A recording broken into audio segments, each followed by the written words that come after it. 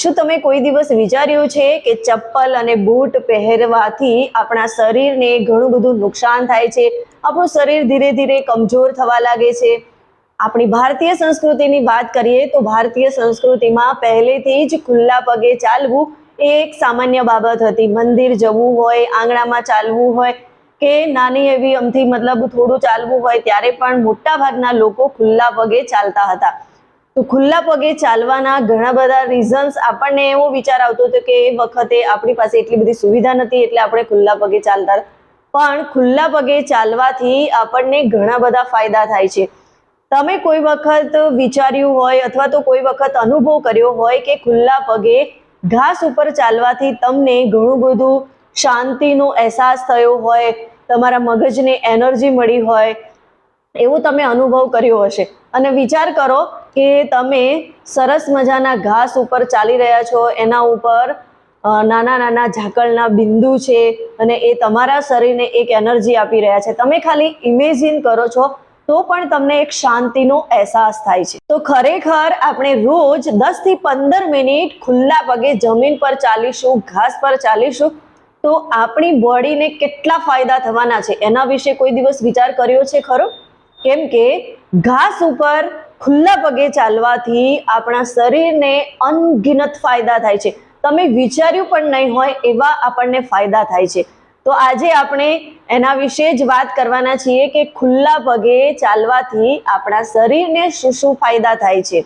તે પણ પ્રૂવ કર્યું છે કે અર્થિંગ અથવા તો ગ્રાઉન્ડિંગ કરવાથી ઇલેક્ટ્રોન્સ આપણા શરીરની અંદર જાય છે અને આપણા શરીરની અંદર જે નેગેટિવ એનર્જી હોય છે એને ઓછી કરી દે છે અને સાથે સાથે આપણા શરીરની જે તકલીફ છે જેમ કે સૂજન અથવા તો આપણને દર્દ થતું હોય એમાં પણ રાહત પહોંચાડે છે.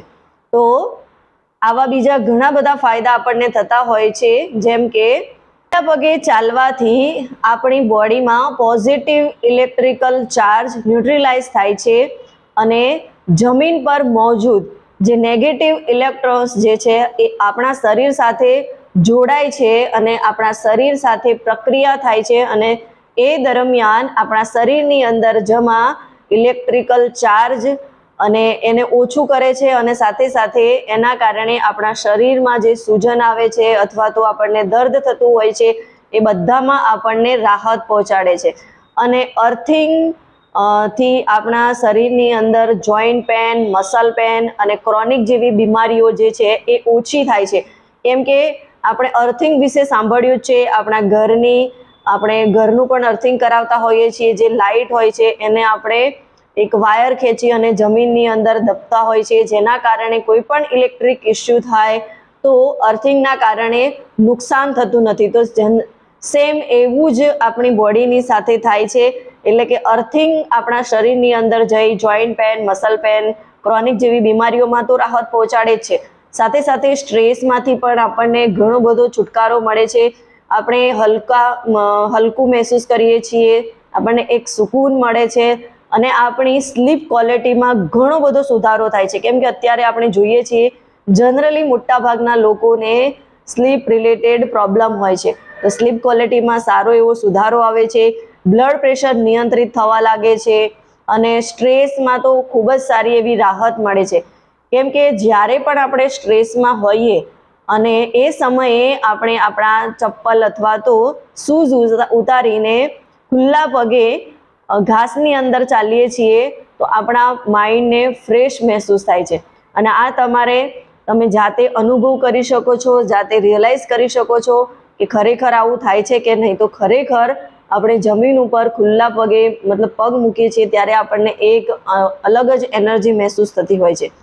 અને સાથે સાથે ઊંઘની સમસ્યામાં પણ ઘણી બધી આપણને રાહત થઈ જાય છે. કેમ કે શરીરની જે નેચરલ બાયોલોજીકલ ક્લોક જે છે એ ફરીથી સિંક થવા લાગે છે અને એના કારણે આપણી ઊંઘ જે છે એ બહેતર થાય છે. એટલે કે આપણી સ્લીપ ક્વોલિટી સારી બને છે, જેના કારણે આપણે ઘણું બધું રાહત અનુભવીએ છીએ. અને ખુલ્લા પગે ચાલવાથી બ્લડ સર્ક્યુલેશનમાં પણ ઘણો બધો સુધારો આવે છે. કેમ કે શરીરની નીચે ઉપર સુધી જે બ્લડ છે એનો ફ્લો સારી રીતે થાય છે અને એના કારણે આપણી માંસપેશીઓ જે છે, ટેન્ડન્સ જે છે એ એક્ટિવ થવા લાગે છે. એટલે ખરેખર ખુલ્લા પગે ચાલવાથી આપણને ઘણા બધા ફાયદા થાય છે અને આ બધા ફાયદા આપણે લેવા હોય તો ખરેખર રોજ 10 થી 15 મિનિટ આપણે ખુલ્લા પગે ચાલવું જોઈએ અને બની શકે તો આપણે ઘાસમાં ચાલીશું તો એનો આપણને વધારે ફાયદો થવાનો છે. અને ધ્યાન રાખવાનું છે, કોન્ક્રીટ અથવા તો સિમેન્ટ મતલબ વધારે સખત જમીન હોય એના ઉપર આપણે ચાલવાનું નથી. નરમ, પોચી અને એમાં પણ ઘાસવાળી જગ્યા પર આપણે ચાલીશું તો એના આપણને અઢળક ફાયદા થવાના છે.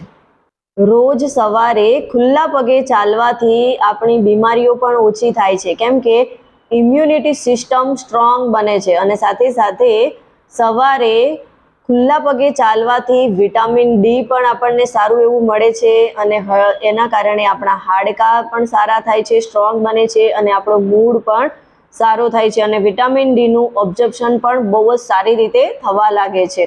તો ખરેખર રોજ સવારે આપણે 10 મિનિટ ખુલ્લા પગે ચાલવાની આદત અપનાવી લેવી જોઈએ અને ખરેખર એનાથી આપણા શરીરની અંદર ઘણો બધો મોટો બદલાવ આવશે, એ આપણે ખુદ મહેસૂસ કરી શકીશું. અને જો તમે પણ આજથી જ ખુલ્લા પગે ચાલવાની શરૂઆત કરવાના હો તો મને કમેન્ટમાં જરૂરથી જણાવો, અમે રેડી છીએ. વિડીયો ગમ્યો હોય તો એને લાઈક કરો અને તમારા ફ્રેન્ડ્સ ફેમિલી મેમ્બરને જરૂરથી શેર કરો અને હા, આવા જ હેલ્ધી વિડીયો જાણવા માટે ચેનલને સબસ્ક્રાઈબ જરૂરથી કરો.